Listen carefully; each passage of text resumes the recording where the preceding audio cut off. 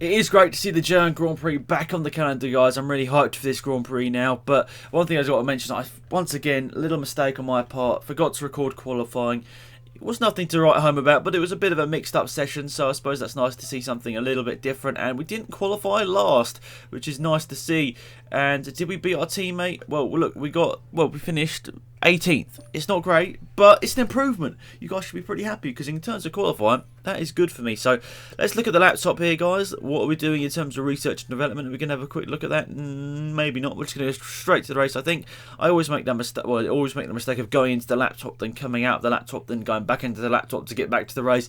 I do find it a little bit annoying having to go through the laptop to do absolutely everything in the career mode, but it's up to everyone's own opinion, I suppose, whether you don't mind doing that or not. But anyway, it's race day, the German Grand Prix. Actually, one of the few qualifying sessions I suppose I wish I'd recorded because it was like intermediate conditions at the start. It dried up towards the end. Everyone was setting blistering lap times at the end, and I managed to somehow not qualify last. For a long time, I was in the top 10 as well, so it was a bit gutting I didn't get an even better performance out of qualifying, but here we go, Hockenheim. Lovely to see it back on the calendar. I love this track, and honestly, up there with Austria and Spa as one of my, they're probably my top 3 tracks to be fair on the calendar. And it's nice to have a nice race here today and not qualifying last and looking like there's a possibility of a decent result here. So let's see what we can do here. Obviously, it's a very high-speed track. There's maybe one high-speed corner, 2 high-speed corners. Maybe you say turn number 7 and turn number 12 on that track map there. You'd say a high-speed corners where you need the downforce, which obviously the Renault doesn't have. So here we go, on pole position, it's Max Verstappen from Lewis Hamilton, and that's a pretty interesting front row, but not that surprising to be fair, but just seeing Verstappen on pole is maybe slightly different. But we're going to slightly mix up the strategy once again, go maybe one lap longer. Are we maybe? Lap number 7 coming to the pit stops here. So here we go, German Grand Prix. Let's have a good race here, guys. So we're starting in 18th place here. Pascal Wehrlein to our left. Our teammate directly in front. And the lights are out. And away we go here in Germany. That's a pretty poor initial start there. But the second phase of the start is actually much better, as a lot of the other cars have gone slow through the first corner. But into turn 1, a bit of contact in front. Kvyat was getting sideways. I think that's Perez on the left-hand side was getting sideways as well. And Magnussen's made a good start up into 14th place. But what is the problem with the AI on the first lap? Why can't they defend? I'll never understand that in the Codemasters games. Like, surely they can do something to make sure that AI just don't all follow in a line each other through the first couple of corners. It's actually quite frustrating because it feels like you've sort of cheated your way into a position. But in a straight line, look at that, we're way faster than the Toro Rosso there. And on the brakes, once again, as everyone's getting held up, Kvyat's he's just sort of nowhere through the corner, and we're getting a much nicer run out of the corner. We're going to be able to look to the inside here, down at the back straight here through the fast right-hander. We've gone to the inside of Danny Kvyat and moved our way into 12th place here, and we're closing down on points. Is there a possibility of points here in Germany? I mean, I didn't think that was really something I was going to be saying here, but there's a chance, and we're closing down. Well, we're not closing it down really. We're sort of a similar gap here to Romain Grosjean down the back straight here. We're not that far outside the DRS zone as well. So are we going to be looking for a move here? Well, we're looking to defend a move here from Danny Kvyat, who's going down the inside. We're later on the brakes, however, and we just about managed to defend from Danny Kvyat, but we lose a little bit of time there for going for a defensive line.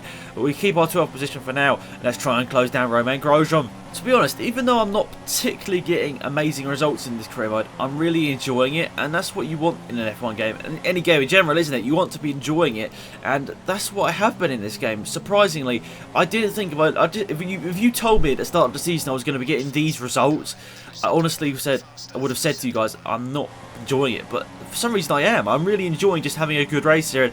We've gone past Grosjean there, and that's moved us into 7th place, which I think is technically 11th place after everyone comes into the stops. Obviously, Grosjean was in 11th place when we were all going around the track normally, before some people had stopped. So overall, that's a pretty decent first couple of laps there to put us into what is 7th place now, which should be 11th place after the pit stops have all played out. So it's time to come into the pit stops here. Obviously, some people aren't going to be stopping, so cars behind us would have overtaken. So into the pits here, we're going to switch over to the soft compound tyres here.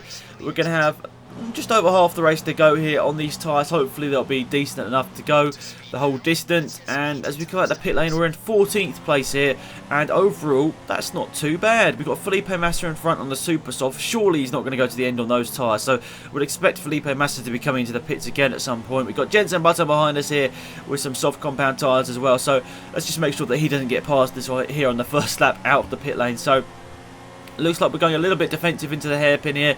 Button will... Would he have DRS? I think he will have DRS down the back straight. Onto the brakes. About 125 metres. I think I put the brakes on through there. Nice exit out of the corner. And we're still ahead of Jensen Button, which is all decent. And we'll skip ahead, I think, to lap number 12 is our lap here that we're deciding to look at. So through the last couple of corners here, a couple of cars in front are deciding to pit. So here we go, across the line. It looks like we're going to gain one position throughout the pits, and I think that's Sergio Perez. So through turn 1, up into 11th place here. Carlos Sainz is now the car in front. That's for a points position. That is decent, but are we going to have enough pace? It's going to be tough because they're on the super soft tyres. I'm on the soft compound tyres. How realistically am I going to beat them? So I decided just stay consistent here, don't wear down the tyres too much, and I think we might have a chance of just maybe closing in on them if anything happens in front. So there we go, nice little gap now to Button behind, and we go ahead to lap number 14. And what's this? There's smoke in front, there's a yellow flag out. What's happened? There's a car blown up at the side of the track, and there's a safety car. Daniel Kvyat's out of the race. That's put us into 10th place in the race, and safety car's out. Okay then. Very good to see the safety car. I think this is the first time I've had it in my career mode, and for such a sort of a weird thing as well. For all of the things we could have had a safety car in this career mode for, we have it for a car blowing up, and I just find that really strange. Like, you remember back to a couple of the Grand Prix earlier on in the season, there was that mega crash in Spain. Like, how was there not a safety car for that crash in Spain? I'll never know. I honestly was thinking about making a video about, is the safety car glitched in the career mode, because I've never had one. I thought, honestly, I was about to make a video about it. Then I got this, so I was like, okay, we can't really make a video about this, but surely there needs to be the increased probability of a safety car, because it's getting to the point where it's a little bit silly that I'm on like the 12th race of the season, and this is my first safety car. Like, in general, I think the rule of thumb in F1 is it's like once every 1 or 2 races, so we should have at least had like 3 or 4 safety cars by now in this career mode, and we actually have only just got our first one. You can see a safety car's coming into the pit lane here, and we've only just caught the back of the pack, but we're luckily in 10th position now, so we're in a points position, but we've got to have a hell of a last 2 laps here on our hands, guys, because look at this, we're on the soft tyres, and everyone in front pretty much is on the super soft, I think. Oh, they've got a faster car, so basically they're going to be faster anyway. Verstappen's leading on the soft side, I suppose some people are in front on the softs, but we've got Carlos Sainz in front on the super softs, and behind we've got Jensen Button, who's actually lost a lot of time because he didn't manage to catch up to the safety car because of the delta thing that you can't obviously exceed. But we managed to get close enough to the pack to actually not lose too much time. But overall, it's going to be a tough last couple of laps because obviously people behind are going to be really pushing. I thought I'd save my tyres. I thought I'd saved a lot of my tyres, but you can see here on lap number 16, the tyres are going. One of the back tyres gone. I've got a puncture. I've got a puncture on the penultimate lap of the race. No, I was in a points position. I was going to get 1 point. Yes, that's only 1 point, but considering how the last couple of races have gone, that one point would have felt like a win, and I get a puncture with 1 lap to go. Honestly, this feels a bit cruel. This feels a bit cruel. I mean, they've done this on purpose, surely, because how's that happened? I pitted on lap number 6, going to lap number 7. Surely these soft tyres should have lasted to the end of the race, and it went weirdly from 80% to 100% just instantly, which is just very, very weird.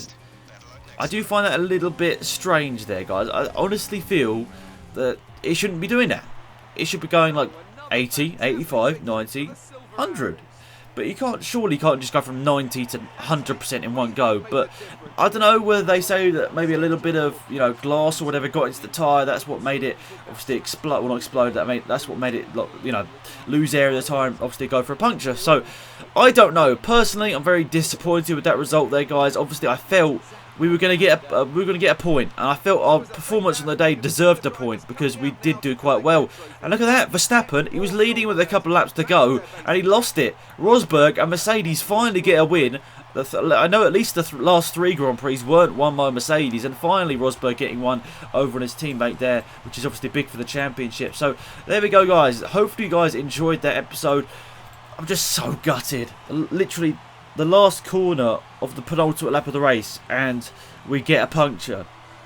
Honestly, I can't think of many things much worse. Obviously, I suppose it could have happened on the last corner, and we could have just rolled across the line like a couple of tenths of a second behind the points. But wow, there we go. Our fastest lap time, well, wasn't particularly great, but the whole race in general I thought was good. And oh my goodness, I can't believe it. Really, the penultimate lap of the race, the last corner. Honestly, that's probably the worst part of the career mode so far. That's probably the most gutting part, where I felt like I should have been able to do something there, and it's just all gone up in flames. So very, very disappointed. I obviously wanted to get points here today, or just, you know, get a decent result, and we were on for a decent result, even though I'd finished like 11th or 12th. But it's the fact that we were in the points for a nice little end of that race there after Kvyat retired, and it all just went downhill. So let's have a quick look at the research and development there, guys. We're getting close to some more, well, enough research points to upgrade something else. But there we go. Thanks for watching. We'll move on to the next episode soon. It's been Alex, and I'm out of here. Goodbye. If you enjoyed, remember to leave a like on the video. It's always appreciated. It helps me out grow the channel, which is always awesome. And if you are new to the channel and indeed like the content, please hit the subscribe button. It really does show that you're liking the content I'm putting out. Of course, any feedback, any ideas, leave them in the comment section down below. If you're new, remember to go and follow me on Twitter as well. Loads of new stuff going up on there as well, including possible new video ideas and stuff you want to get involved in, maybe open lobbies. Leave it all there over on Twitter. But anyway, thank you for watching. Hopefully you enjoyed it. It's been Alex, I'm out here. Goodbye.